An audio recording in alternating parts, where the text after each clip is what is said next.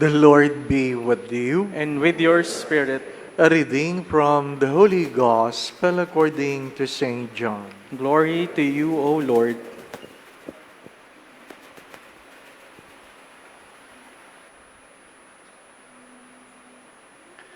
Jesus came to a town of Samaria called Sychar, near the plot of land that Jacob had given to his son Joseph. Jacob's well was there. Jesus, tired from his journey, sat down there at the well. It was about noon. A woman of Samaria came to draw water. Jesus said to her, "Give me a drink." His disciples had gone into the town to buy food. The Samaritan woman said to him, "How can you, a Jew, ask me, a Samaritan woman, for a drink? For you use nothing in common with Samaritans." Jesus answered and said to her, "If you knew the gift of God, who is saying to you, 'Give me a drink,' you would have asked him, and he would have given you living water." The woman said to him, "Sir, you do not even have a bucket, and a cistern is deep. Where then can you get this living water? Are you greater than our father Jacob, who gave us this cistern and drank from it himself with his children and his flocks?" Jesus answered and said to her, "Everyone who drinks this water will be thirsty again. But whoever drinks the water I shall give will never thirst. The water I shall give will become in him a spring of water welling up to eternal life." The woman said to him, "Sir, give me this water, so that I may not be thirsty or have to keep coming here to draw water. I can see that you are a prophet. Our ancestors worship on this mountain, but you people say that place to worship is in Jerusalem." Jesus said to her, "Believe me, woman, the hour is coming when you will worship the Father, neither on this mountain nor in Jerusalem. You people worship what you do not understand. We worship what we understand, because salvation is from the Jews. But the hour is coming, is now here, when true worshiper will worship the Father in spirit and truth. And indeed, the Father seeks such people to worship Him. God is spirit, and those who worship Him must worship in spirit and truth." The woman said to him, "I know that the Messiah is coming, the one called the Christ. When He comes, He will tell us everything." Jesus said to her, "I am He, the one who is speaking with you." Many Samaritans of that town began to believe in Him. When the Samaritans came to Him, they invited Him to stay with them, and He stayed there 2 days. Many more began to believe in Him because of His word, and they said to the woman, "We no longer believe because of your word, for we have heard for ourselves, and we know that this is truly the Savior of the world."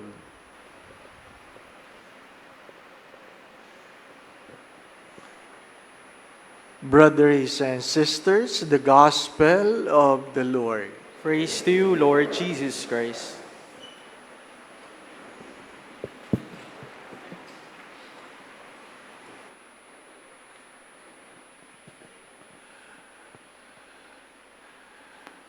The first reading in the Gospel speaks of people who are thirsty. Who are thirsty. In the first reading, they grumble, and they even says bad words, forgetting how the Lord has been blessing them through the years, they have forgotten and perhaps regretted that they have been saved from slavery. Dito ba kami mamamatay? Mamamatay ba kami sa pagkauhaw? Words like those are being said to Moses.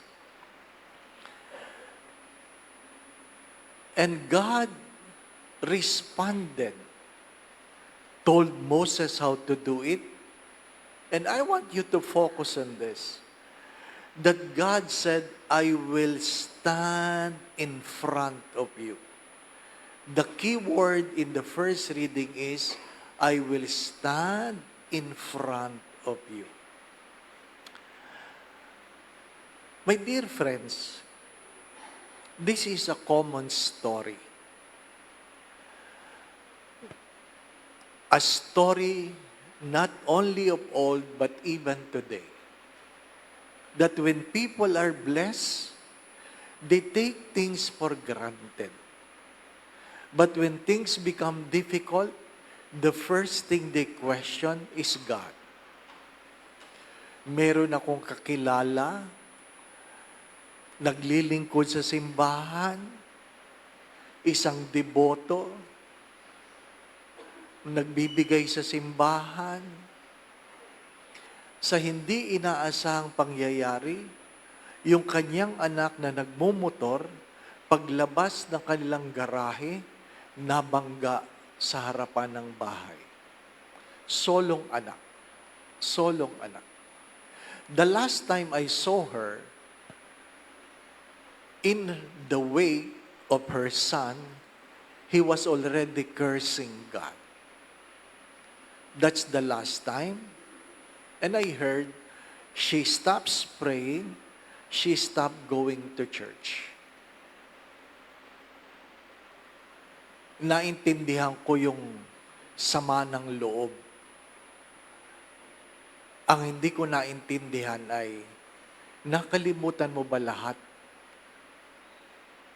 sa gitna ng isang pangit na pangyayari sa buhay? Madalas ganon tayo. Matagal kang pinagpala, meron lang hindi maganda, kinalimutan mo ang Diyos, tinalikuran mo ang Diyos. Ganon-ganon ang mga tao. Ngunit, sabi ko nga sa inyo, the key word is, I will stand in front of you. In spite of our sinfulness, God continued to stand. In spite of our stubbornness, God continued to stand. In spite of grumbling, God continued to stand. In spite of ingratitude, God continued to stand. In spite of feeling entitled, God continued to stand. Hinaharap ng Diyos. Hinaharap ng Diyos. Anong meron sa Ebanghelyo? Isang Samaritana. Ano po bang problema ng mga Samaritans? Why do the Jews don't interact with Samaritans? Samaritans are Jewish people, but they consider them impure because they married a foreigner. They married a foreigner.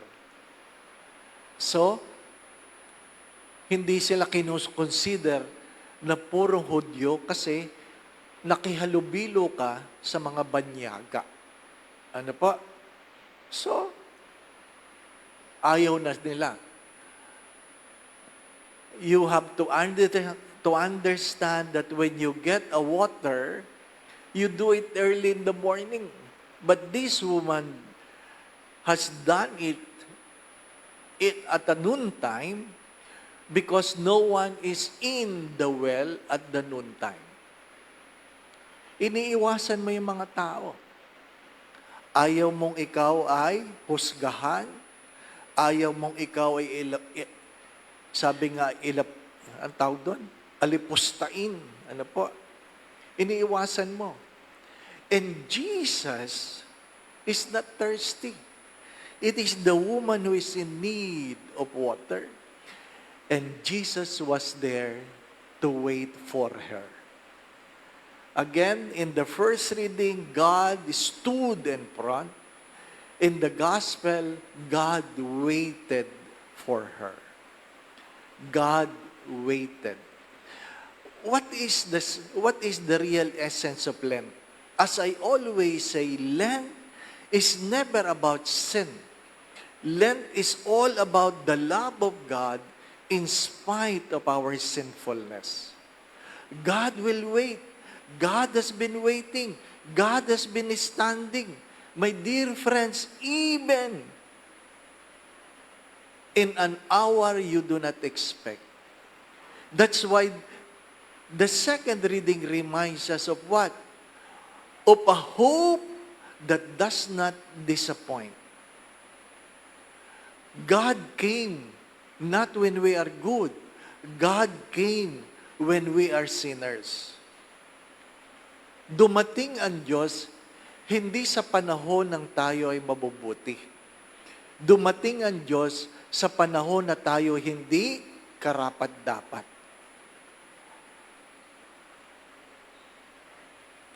I do not know if you understand this, that God is waiting for you. God is waiting for you. Kahit hindi ka nagdadasal sa mga panahon ng pagkakasala, ang Diyos ay tumatayo sa tabi mo, nag-aantay ng iyong pagbabalik. Alam naman natin, pag tayo nasaktan, umiiwas tayo. Umiiwas tayo. Tinatalikuran natin ng mga taong nakasakit sa atin. Ayaw na nating kausapin. But God is different. God is different. Kaya nga sinasabi ni Saint Ignatius of Loyola, it is more sinful to talk about sin outside the context of God's love. Mas malaking kasalanan na pag-usapan ng kasalanan labas sa pag-ibig ng Diyos. Yung ikaw ay mangungumpisal dahil natatakot ka lang sa kung ano sasabihin ng tao. Hindi mo naintindihan ang paanyaya ng Diyos dala ng kanyang pag-ibig. Sabi nga sa propetang Ezekiel, I never take delight on the death of a sinner, but wishes that he return to me and live. Ano ang paanyaya ng Diyos? Nawa tayo ay magbalik loob. Magbalik loob. Anong sinasabi sa Ebanghelyo? Nang dahil sa pag-ibig ng Diyos, hindi ka napupunta sa Mount Horeb. Hindi ka napupunta sa Jerusalem. Narito tayo, dito mismo, ay pinupuri natin ng Diyos dahil ang Diyos ay tumatayo sa ating harapan. Kaya nga kanina, habang nag-aantay, sabi ko doon sa isang lay minister, nakakahiya yung ina-announce natin, na mayroong pangyayari ng nakawan sa loob ng chapel. Di po ba, ano? Nakakahiya. Hindi ba tayo nahihiya doon? Yung mga gumagawa ng pagdanakaw sa loob ng chapel. Nakakahiya. Binibiro ko yung mga tao ng isang linggo. Kasi nga, nung pinakita sa akin yung CCTV, ang mga tirador, babae. Ano po?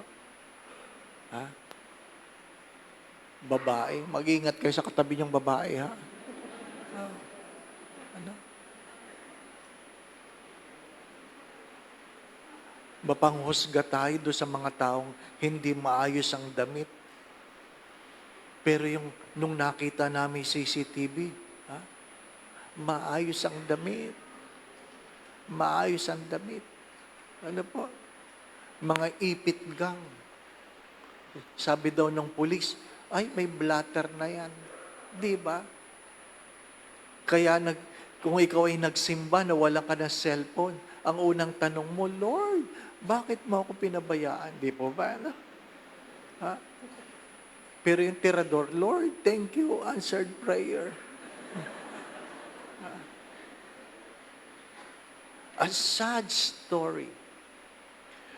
That's why we find it difficult to see God in the midst of our celebration. Mahirap makita ang Diyos.